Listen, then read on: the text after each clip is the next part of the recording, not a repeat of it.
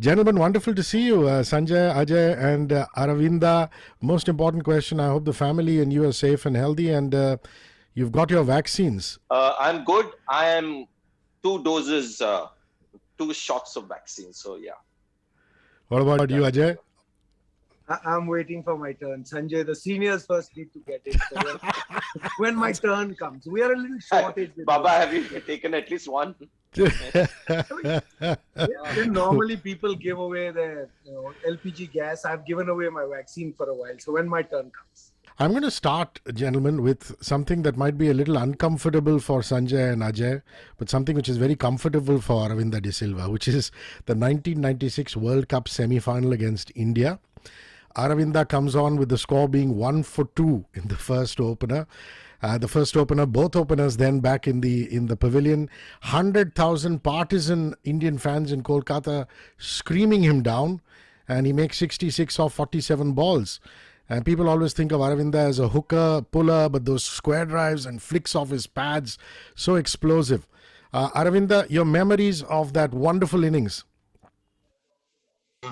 Well, that was long years ago. I think 30 years ago, and it's actually 25 years ago. I think it's a long time. I'm an old man now. I've forgotten most of those achievements, but nevertheless, I think it was one of the happiest moments of our cricketing career.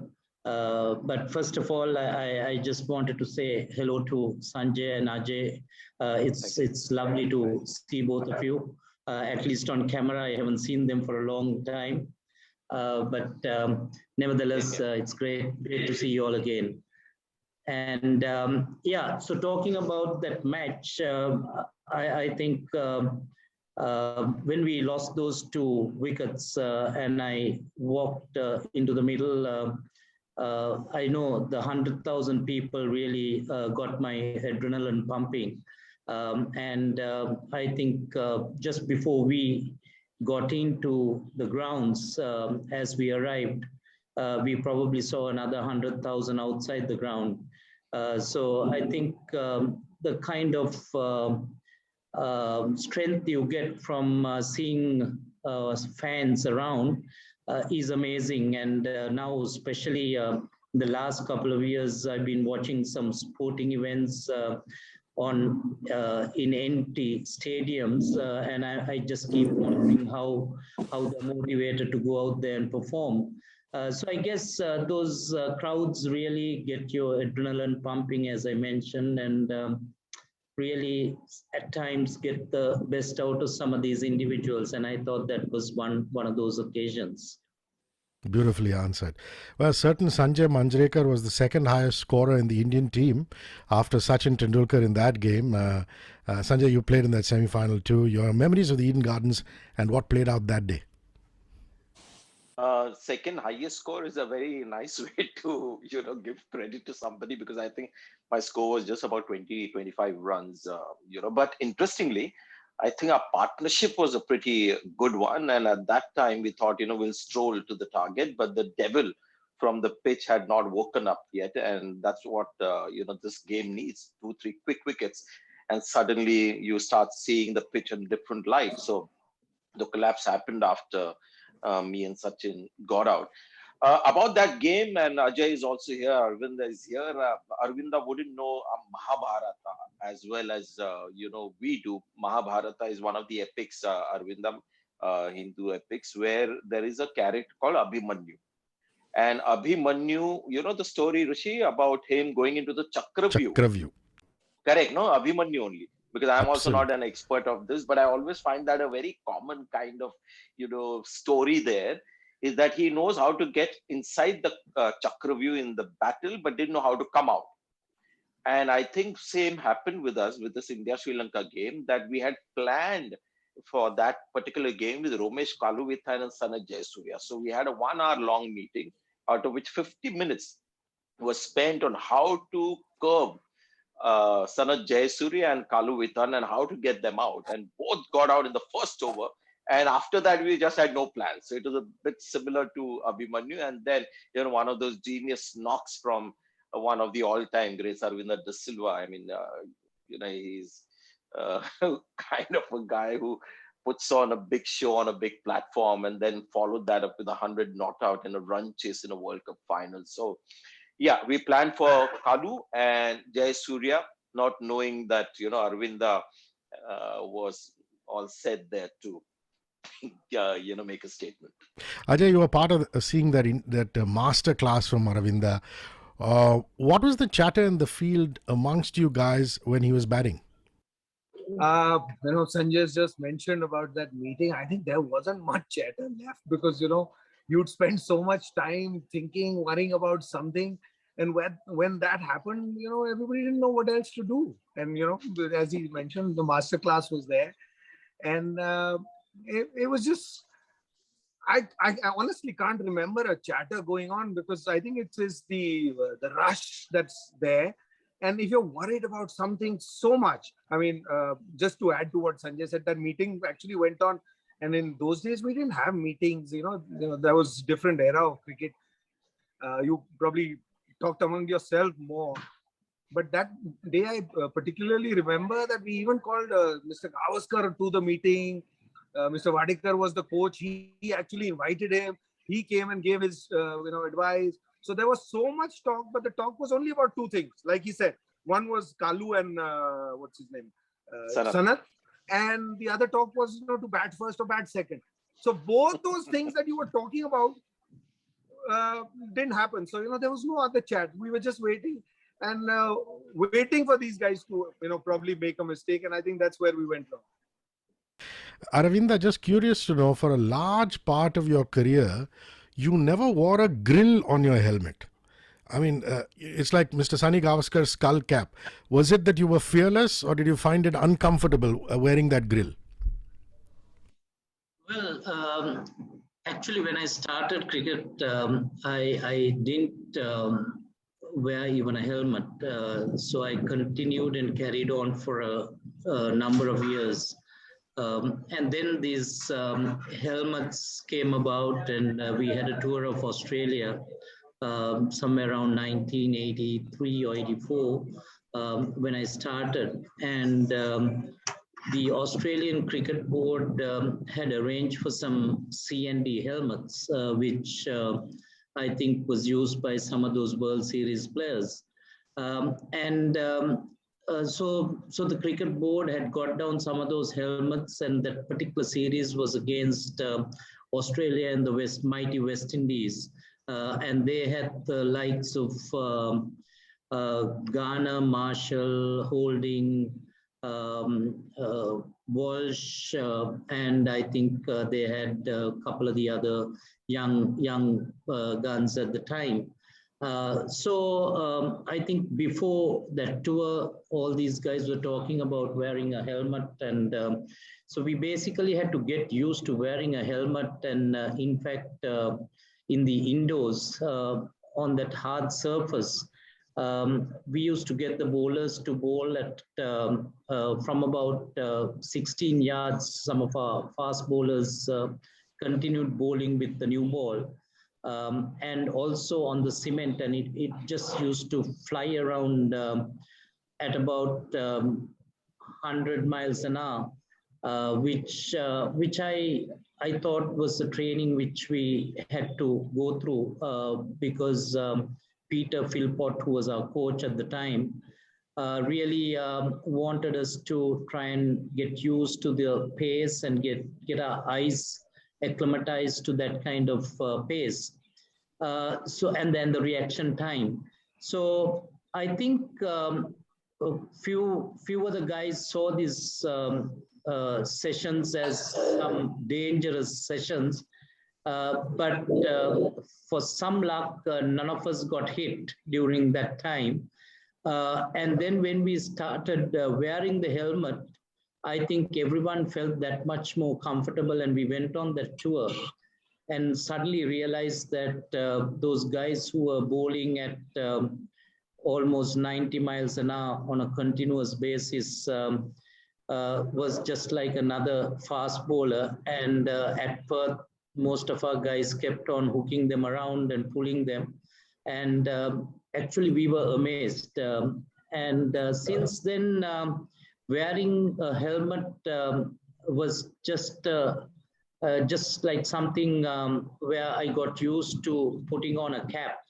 And I just didn't want to change because the grill wasn't going to make any difference to me. Uh, and I just continued using those, and even the ear guards, I preferred the half ones instead of the full one. And that's what I wore initially, and then they stopped making it. Then they started making only the longer ones, and that's how I got used to it, and I never wanted to change it. Wow, that's some great cricket history and trivia there for all of us. Now I'm going to come to a game in which both Jadeja and Aravinda De Silva did exceedingly well. Ajay, 1999, you captained India in that game, Pune against Sri Lanka. 6 4s, 3 huge 6s in your 103 not out. It's what they call in cricket a quintessential captain's knock. Recount that game for us, please. Fun fact, I'm sure cricket fans will remember this. Aravinda scored a 50 in that game. Fun fact for me is only that, when you're captain, you can go to bat at whatever number that you want. So I remember only thing from that is, I said, here's an opportunity, go bat where you want. So I think I was batting at 4 at that time. And it was one of those days, I think won't be the strongest Sri Lankan side that we faced. I think they just started blooding in a couple of young guys at that time. The team was in their transitional phase at that time. So I think I really got lucky on that day. One, that I got in early, and on a Pune track, normally when you bat on this number 4, 5, 6, you don't get in when there's a opposition that is regrouping. You get in early only when we have an attack which is more difficult to face. So that's my fun fact, and that's the memories that I have. Because it was rare that you played against Sri Lanka, a game where the ball wasn't turning. Turning means, what you don't see turn today. But when, say, Murli was bowling or, Sanath was bowling over the wicket into the rough, there was an inexperienced attack that they had and a flat wicket. And you don't get better wickets than that. Lovely. Sanjay, I remember the Asia Cup final in 1991. Aravinda just spoke very fondly of Kolkata. This is again Eden Gardens. India beat a full-strength Sri Lanka side.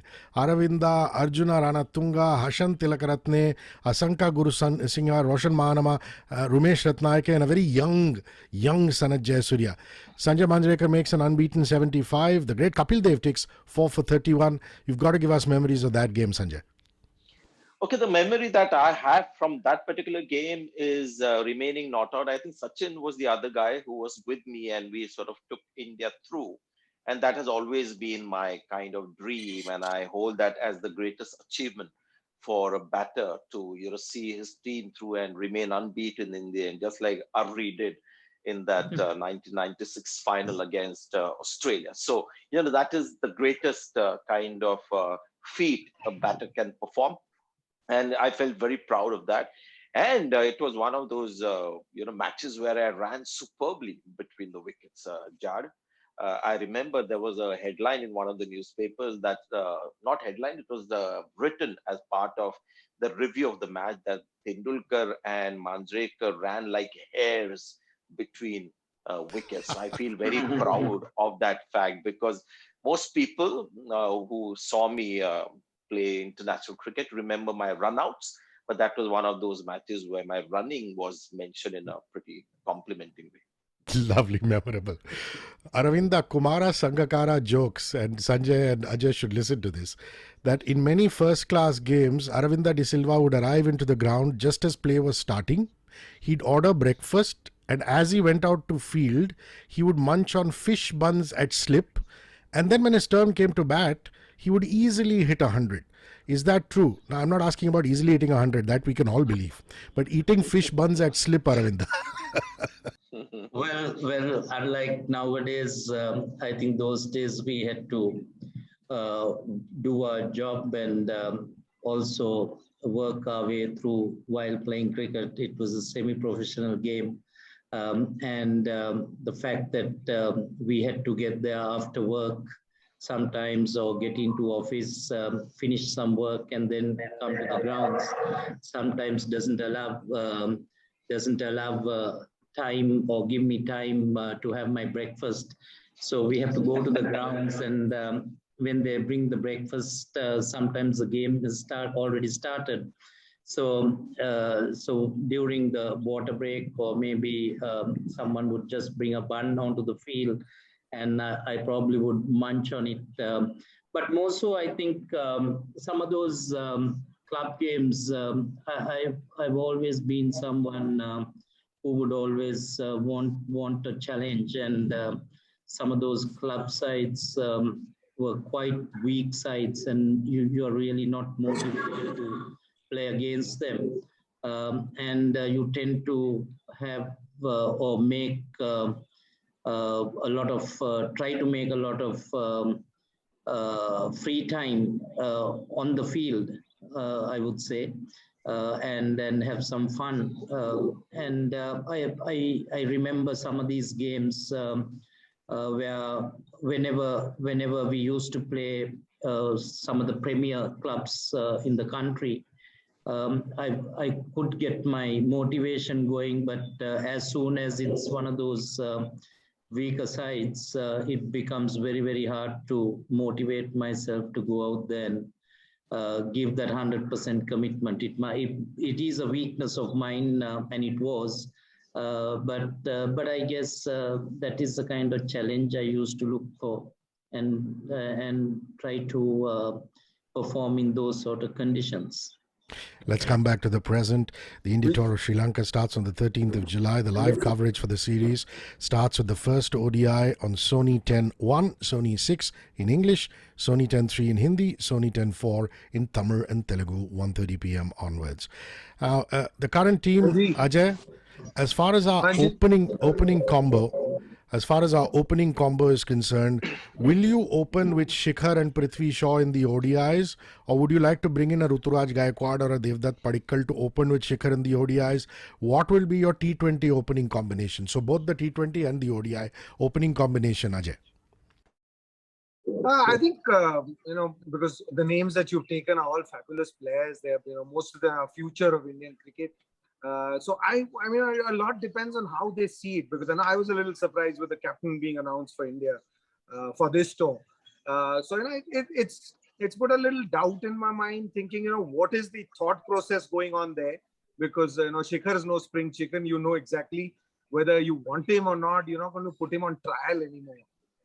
And he's been around for so long that you're not even preparing him to be the next captain. So, how are they looking at the tour? I think depends a lot. Shikhar, of course, does open. I love Devdutt Padikkal. I think he's future.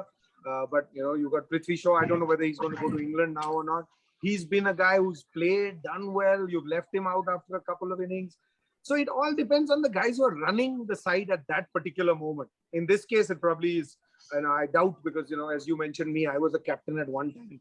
But, these chunga captains have no choice of who's going to play, who's not going to play. As you've been made the captain, you are told also who will play at what number. So, so I don't see it as a choice that Shikhar Dhawan would probably be making. It'll be a choice that the selectors make. And, of course, Rahul Dravid, who's, going to go there as a coach. So it will actually show us what Indian cricket is thinking, because this side is as good as, I heard somebody talk about, this team that's going is not good enough. I probably feel that they will beat this side 3-0 anyway, no matter what side went. That's the kind of talent that you have. So it's a tough call between all these guys. But I think it has to be made, the call has to be made looking at what is the Indian cricket future that you're looking at. I would have gone with Padikkal because I love the way he bats, and I think he's a very special player. Sanjay, our first choice wicketkeeper in the ODIs. Would you go with Sanju Samson and the T20s? Because both Sanju Samson and Ishan Kishan are traveling. Ishan Kishan would be my choice, purely because I'm going for the more consistent batter. In one-day cricket, keeping is not that crucial as it's in test matches or in T20s as well, not that vital. So you're really making a choice of a better batter. Samson is incredible. When he gets going, there's nobody better than him. But consistency is a very important criteria for me. And that's where I'd like to back somebody like an Ishan Kishan before I look at Sanju Samson. Aravinda, clearly the Sri Lanka squad is in a rebuilding phase.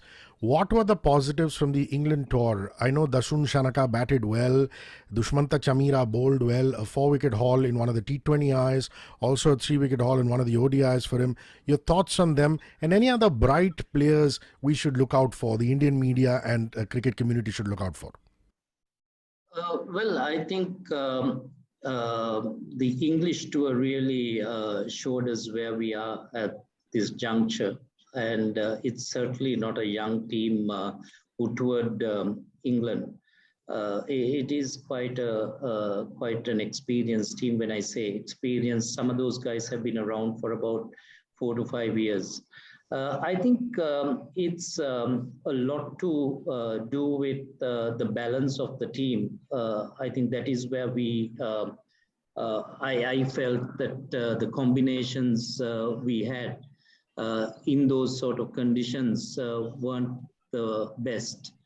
So I think initially, if you look at the squad, I know the captain, the current captain who was just appointed, Dasun, had a quite a good series, and I feel the side when you look at the current side, there were so many positives from that tour, though everyone felt that we didn't fare too well. I would only look at positives, and those positives can be identified and differentiated, the boys from the men, only from a tour like this. And I can very, very clearly see there were 7 guys who stood out during that series, and that gives the confidence for this team and the players to take the national team and the future of Sri Lanka cricket from here on. And that is how I would look at building the team, because it's not a case of not having talent in the country. There's plenty of talent. And how you put the talent together, I think if you take the 96 team, it is the balance which really made the difference with every other team. And and also the positions in which some of those batsmen and the players were fitted in. So if you just took that 96 team and batted Sanath and Kalu in the middle order and asked them to take the responsibility and maybe got 2 others to bat at the top of the batting order, things would have been totally different to what outcome would have been. So it is not a case of not having talent at any stage, because all these countries have plenty of talent, and Sri Lanka has it in abundance. And it's just that someone who's got the proper strategy within them have to sit down and plan it out properly against which opposition, what sort of conditions you're playing in, and the kind of strength you have. Rather than comparing your strength with any other country, you need to make sure that you play to your strengths rather than anyone else's. So that is how I would say we've got to look ahead. And I think if we do so, we've got a very, very good future ahead. Vital points there. One last question to each of the panelists before we open it out into the media. Sanjay, Abhi Kuruvela and Devashish Mohanty, 2 of our national selectors, are also in Sri Lanka. Does this mean that they're keeping a keen eye in this series, and the T20 World Cup squad will be influenced by this series? Your thoughts, I need. Yeah, I think the T20 World Cup squad is almost finalized. I think India's T20 cricket is in a very healthy space. So it's not like the 2019 World Cup where till the end we didn't find our number 4, the elusive number 4 that India kept looking for. I think this T20 team that India will put up will be one of the strongest India's ever put up in a T20 format. So I think most of the players are already penciled in. This would be maybe a reaffirmation of some of those guys to be in the squad. But I don't see this as a game changer for most of them. I think that 15-member squad, or maybe a little more because of the current COVID situation. You would say most of them are almost sort of sealed their berth thanks to the long IPL that we had and the IPLs that we have had over the years. So as I said, this will just be a sort of a reaffirmation. Ajay, your memories of great meals in Colombo or other parts of Sri Lanka when you've toured? Look, they're part of my memories. Can't even, there's a elephant place there in, Blue Elephant was one of our favorite hotspots, right next to where we stayed. Unfortunately, the first few years that we went there, we didn't get the opportunity actually to really go out and, experience the Sri Lanka, the beautiful island that it is, and the people of Sri Lanka. I think, because the period was such, everything was security. We used to fly into the airport, then take a helicopter to the hotel, then back to the ground and then back. So we didn't really interact much. But the last few years that I've had the opportunity to go as a broadcaster, once I went, when I explored Sri Lanka is when my eyes really opened. Because Sri Lanka for us was Colombo, Taj Samudra, and Blue Elephant. And of course, and getting hammered at Premadasa every time with this, gentleman on our screen. So it is a beautiful country. But if you ask me, if you're a mountain person, then you've got to go up to Kandy and that area. Otherwise, you go down south, go to Gaul. The beaches there, and I've started surfing. So I'm looking forward to being back in Sri Lanka very soon. Aravinda, Sri Lanka tourism. Aravinda, Sri Lanka tourism should hire Ajay now. The problem will be Arvinda. He loves every country so much that he will not be exclusively promoting Sri Lanka. That's a good one. No, only three. Yeah, West Indies. West Indies is not a country, but I count that as one. Yeah, but one. Sri Lanka gives me the same feel. The people of Sri Lanka, the music. And that's why he settled in Goa now. I must apologize to all the fans. When I say Premadasa, in Premadasa, there used to be a band that would come and play. Now you have IPL and you have music and all. The band would come and they would play live music, and that would keep you going, because in that heat, when you're running from long on to long off, trying to fetch balls with, Arvinda hitting you and then Rana Dunga just placing them through third man, you needed that music to keep going. And I think that is a memory with Percy. Of course, Percy is something I associate with Sri Lankan cricket for a long time.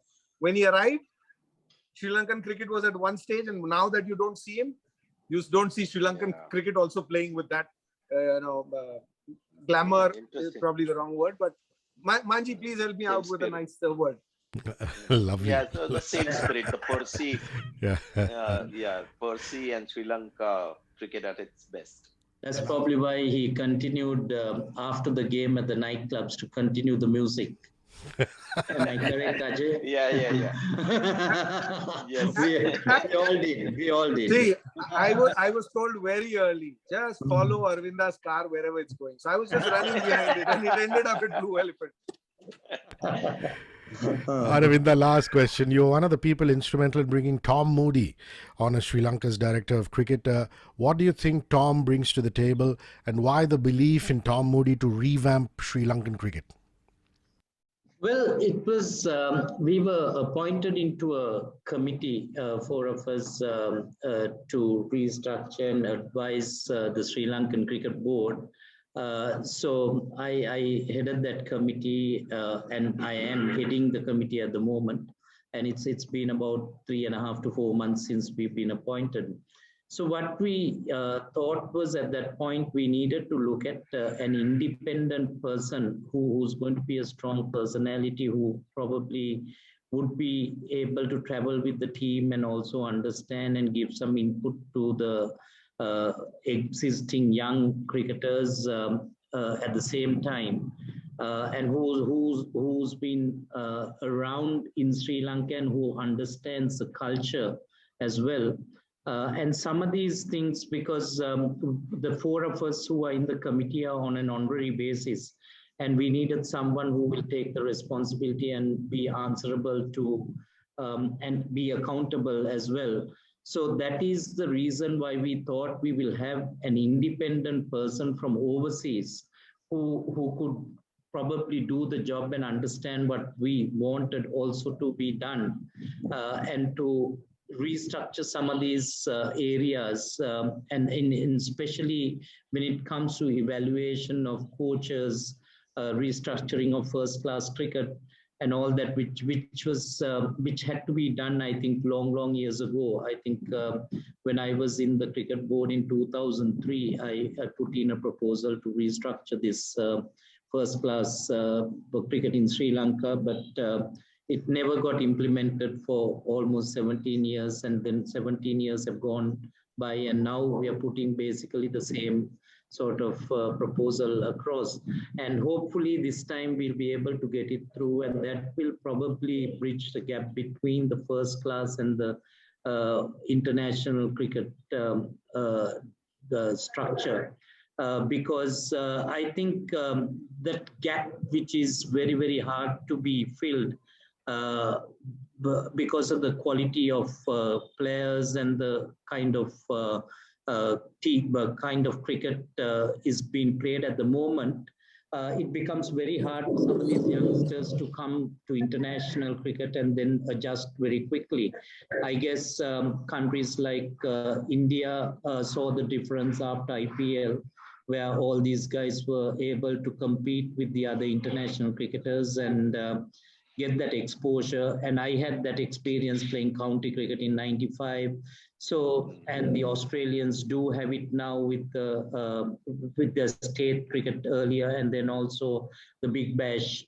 So I think a tournament like that gives that opportunity for some of these youngsters to understand how international cricketers play. You mix around with them and understand that they are also human and they make mistakes. So your confidence levels go up when you mix around and play with them, because you tend to understand they are also at the same level as you are. And at times you get more confidence, understanding, and knowing that you have more talent and knowledge when you really mix around with them. So that is the sort of thing, and which really has given the impetus and the opportunity for some of these Indian cricketers to blossom and grow that much quicker than most of the other cricketers in the other parts of the world, like in Sri Lanka, Zimbabwe, or Bangladesh, Pakistan, and countries like that. So I hope in the future we get this first-class structure and a tournament which will give that sort of competition, which can really drive the growth of the younger players pretty quickly. Insightful conversation, fun conversation. Thank you, Aravinda De Silva, Sanjay Manjrekar, and Ajay Jadeja. Thank you, gentlemen. Cheers. 94.3 Radio One. One world, your station.